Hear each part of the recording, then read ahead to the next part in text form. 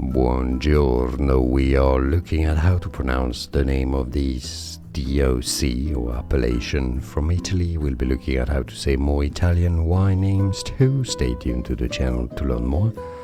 Verdicchio, verdicchio. So you want to stress on that K syllable and the D syllable. Verdicchio, you could say it in English. Verdicchio dei Castelli, Castelli di Jesi. So overall, that's how they would say it in Italy. Verdicchio dei Castelli di Jesi. Verdicchio dei Castelli di Jesi. So in English, Verdicchio dei Castelli di Jesi. You could say it, right? Did you get this? Let me know in the comments.